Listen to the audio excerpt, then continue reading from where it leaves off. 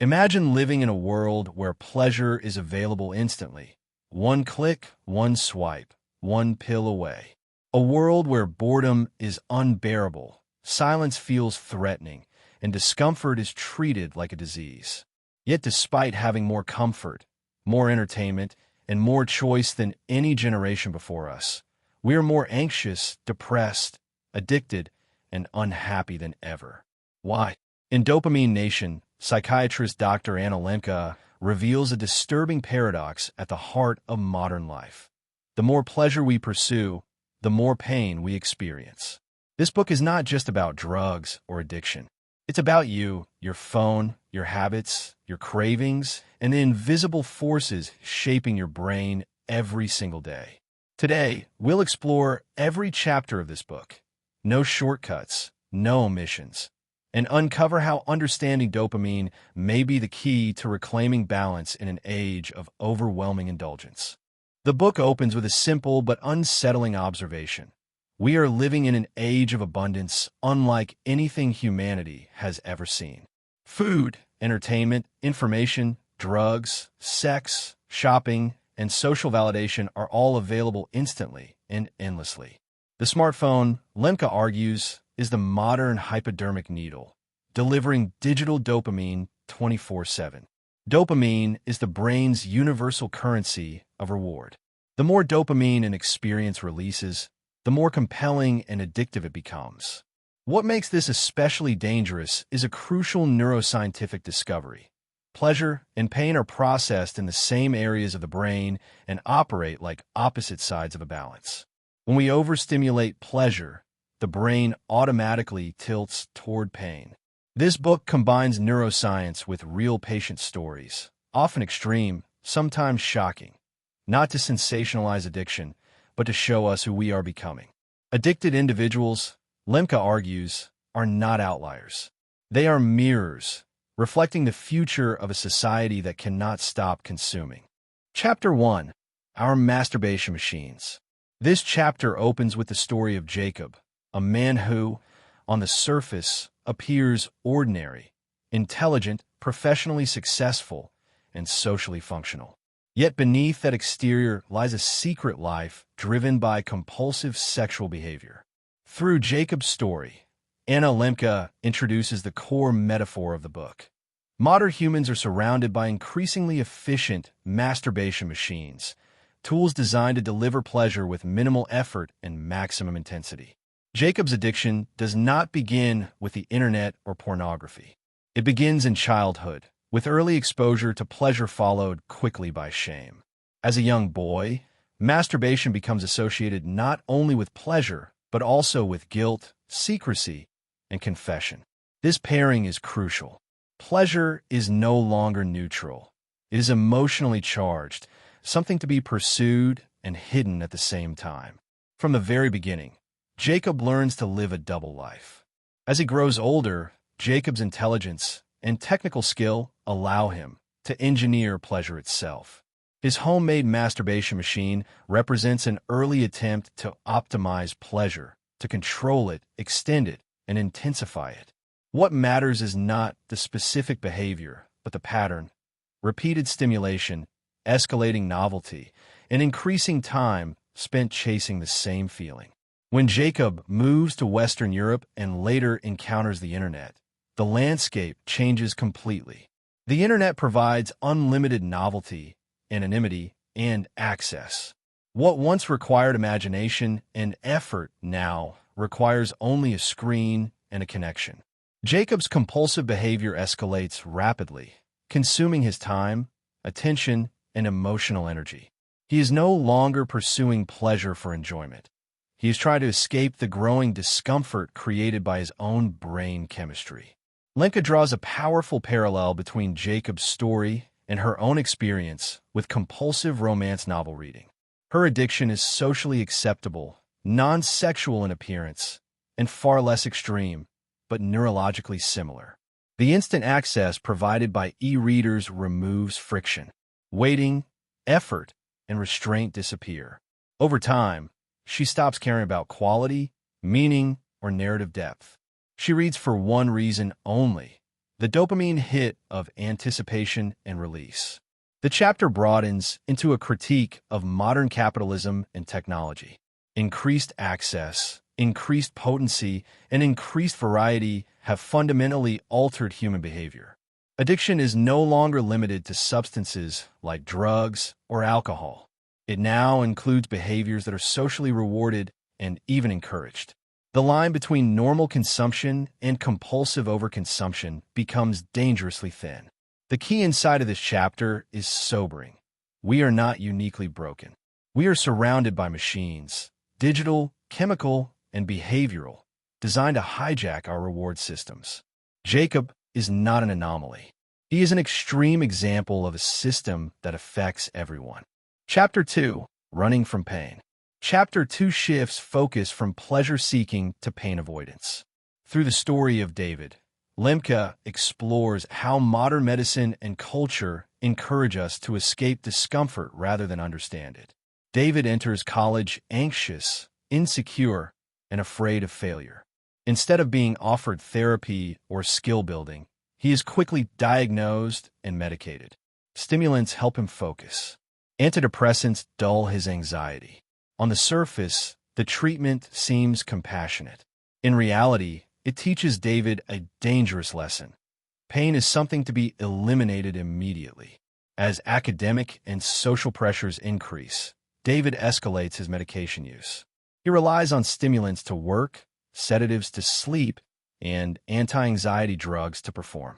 His life becomes a cycle of chemical compensation.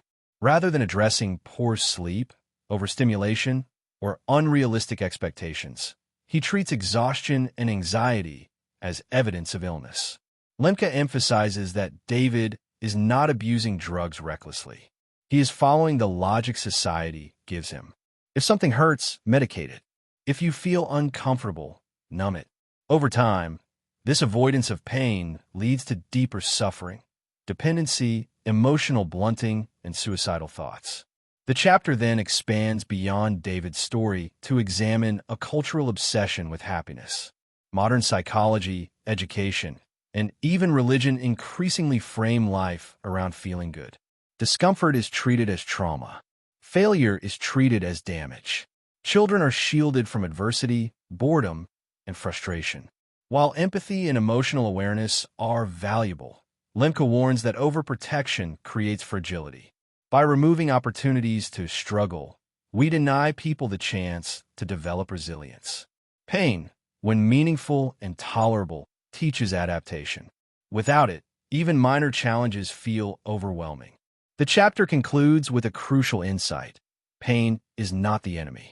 Our refusal to experience pain is. By constantly running from discomfort, we train our brains to fear it, making it stronger, more persistent, and more debilitating. Chapter 3, The Pleasure-Pain Balance. In this chapter, Lembke explains the neuroscience underlying everything discussed so far. The brain, she explains, operates on balance. Pleasure and pain are processed in the same regions and are tightly linked through what neuroscientists call an opponent process mechanism. Dopamine plays a central role, not as a pleasure chemical, but as a motivation chemical. Dopamine drives wanting, craving, and pursuit. It spikes in anticipation, not satisfaction. This is why desire often feels stronger than enjoyment. When we repeatedly stimulate dopamine through high-reward activities, the brain responds by downregulating dopamine production and increasing pain-related signals. This is the brain's attempt to maintain equilibrium. Over time, the baseline shifts. What once felt normal now feels empty. What once felt pleasurable now feels insufficient. This explains tolerance and withdrawal. The person is not chasing pleasure anymore. They're trying to escape the discomfort created by the absence of stimulation. Anxiety, irritability, depression, and cravings are not signs of weakness. They are predictable biological responses. Lembke uses striking comparisons to illustrate potency. Certain drugs and behaviors release dopamine far beyond what natural rewards can produce. The brain adapts accordingly, making everyday life feel dull and unrewarding by comparison. The key takeaway of this chapter is clarity. Addiction is not a moral failure. It is a brain adapting to an environment of excess. Understanding this balance gives us a roadmap, not just for addiction recovery, but for modern mental health itself. Chapter 4, Dopamine Fasting. If excess pleasure tips the balance toward pain, the solution is abstinence. Chapter 4 introduces dopamine fasting as a practical intervention. Dopamine fasting does not mean eliminating all pleasure. It means identifying the primary source of compulsive overconsumption and removing it completely for a period of time, typically 30 days. Partial reduction rarely works because it continues to activate the reward pathway. During the fast, people experience withdrawal symptoms, boredom, irritability, restlessness, anxiety, and low mood. Lembke reframes these symptoms as signs of healing. The brain is recalibrating. The scale is slowly returning to center. Patients often underestimate how difficult this period will be. Modern life is structured around constant stimulation. Without it, time slows down. Emotions resurface. Thoughts become louder. Many people mistake this discomfort for failure when it is actually progress. What happens on the other side is often surprising. After sufficient abstinence, ordinary pleasures return. Sleep improves. Concentration deepens. Motivation reemerges. The world feels vivid again, not because it has changed, but because the brain has regained sensitivity. This chapter emphasizes discipline, honesty, and patience. Dopamine fasting is not about punishment or purity. It is about restoring choice. Chapter 5, Space, Time, and Meaning. Recovery does not end with abstinence. Chapter 5 explores how structure and environment determine long-term success. Lembke introduces the idea of creating distance, physical, temporal, and psychological, between ourselves and our triggers. Simple barriers matter. Removing apps, limiting access, delaying gratification, and changing routines give the rational brain time to intervene before impulse takes over.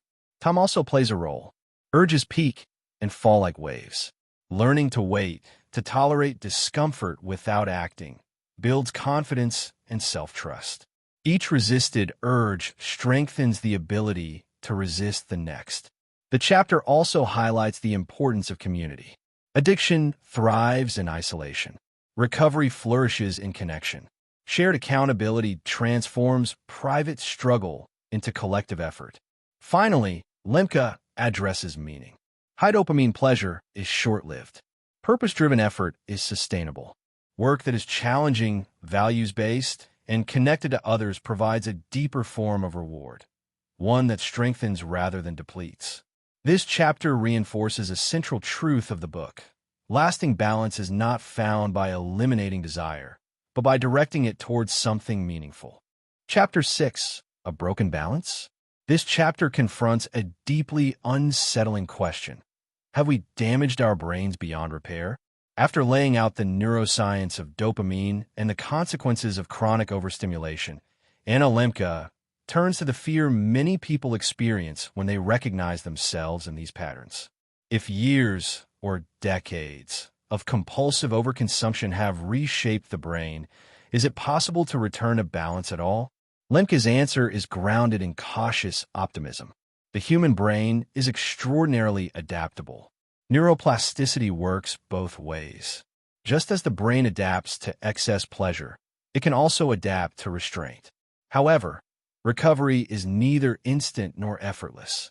The longer and more intensely the brain has been overstimulated, the longer it may take to heal.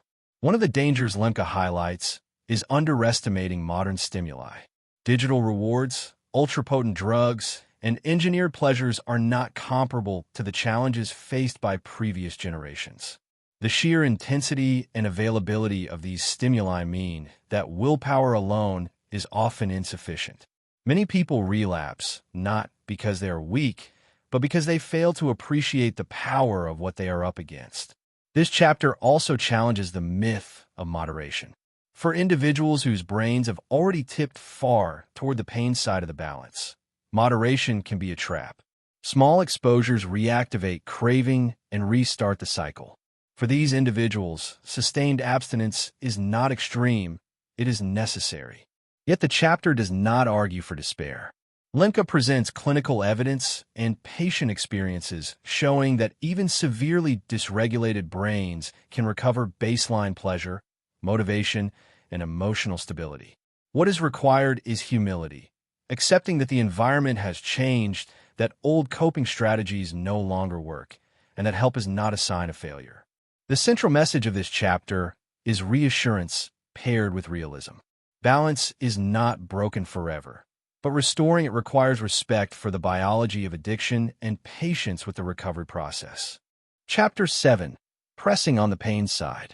Chapter 7 introduces one of the most counterintuitive ideas in the book. Intentionally seeking pain can restore balance. Lembke explains that because pleasure and pain operate on the same neural scale, we can rebalance the system not only by reducing pleasure, but also by increasing healthy forms of pain. This does not mean self-harm or suffering for its own sake. It refers to controlled, purposeful discomfort that strengthens resilience. Examples include strenuous physical exercise, cold exposure, fasting, disciplined routines, and sustained effort toward difficult goals. These experiences activate the pain side of the balance in a way that leads to long-term reward rather than depletion. When people voluntarily endure discomfort, something remarkable happens. Dopamine receptors regain sensitivity. Baseline mood improves. The brain begins to associate effort with reward again, rather than expecting pleasure without work. Lembke contrasts this with modern comfort culture, where inconvenience is treated as a problem to be eliminated. Elevators replace stairs. Apps replace patience. Entertainment replaces boredom. Over time, this avoidance of discomfort erodes psychological strength. Patients who incorporate healthy pain into their lives often report greater confidence and emotional stability. They are less reactive, less impulsive, and more capable of tolerating distress without escaping into compulsive behavior. The key insight of this chapter is profound. Pleasure pursued directly becomes pain, but pain chosen deliberately becomes pleasure. Recovery, paradoxically, requires leaning into difficulty rather than away from it. Chapter 8. Radical Honesty. Addiction thrives in secrecy, and Chapter 8 focuses on the power of truth as a healing force. Lembke introduces the concept of radical honesty, the practice of telling the truth to ourselves and to others about our behaviors, cravings, and failures. For many addicted individuals, secrecy is not just a byproduct of addiction. It is a core mechanism that allows it to continue. Lies create isolation. Isolation intensifies shame. Shame drives further compulsive behavior. Radical honesty interrupts this cycle. This chapter draws heavily from recovery traditions that emphasize confession, accountability, and openness. When individuals disclose their struggles, they externalize them. What was once an internal battle becomes a shared reality. This alone reduces the intensity of craving. Lembke is careful to distinguish healthy honesty from self-flagellation. The goal is not to humiliate oneself, but to align behavior with values. Honesty restores integrity, and integrity restores self-respect. Patients who practice radical honesty often report an unexpected benefit: relief. Even when the truth is uncomfortable, the psychological burden of hiding is heavier. By telling the truth, people reclaim agency over their lives. This chapter reinforces a central theme of the book. Recovery is not just a neurological process, but a moral and relational one. Healing occurs not in isolation, but in connection. Chapter 9. Prosocial Shame. The final chapter in this section tackles a controversial emotion: shame. Modern culture treats shame as inherently harmful, something to be eliminated at all costs. Lembke challenges this assumption by distinguishing between toxic shame and prosocial shame. Toxic shame is internalized and isolating. It tells a person they are fundamentally broken. Prosocial shame, by contrast, is relational. It signals that behavior has violated shared values and encourages repair. In healthy communities, prosocial shame helps regulate behavior. It promotes responsibility, accountability, and reintegration rather than rejection. When shame is expressed with compassion and boundaries, it becomes corrective rather than destructive. Lembke argues that modern individualism has stripped shame of its social context. Without communal norms and shared values, shame turns inward and becomes corrosive. At the same time, the absence of any social feedback allows harmful behaviors to flourish unchecked. In recovery settings, prosocial shame plays a crucial role. Group accountability allows individuals to confront their actions without being defined by them. Mistakes become opportunities for growth rather than proof of worthlessness. The chapter closes by reframing shame as a tool rather than an enemy. When guided by empathy and shared values, shame can support healing, strengthen relationships, and restore balance. Together, these chapters complete the framework for recovery, understanding the brain, respecting discomfort, telling the truth, and reconnecting with community. The book ends with a clear message. Balance is not a destination, but a practice. In a world engineered for excess, restraint is an act of self-preservation. Pleasure is not the enemy, but unearned, limitless pleasure is. By understanding dopamine, embracing discomfort, and reconnecting with meaning, we can reclaim agency over our lives. The goal is not to eliminate pleasure, but to rediscover joy.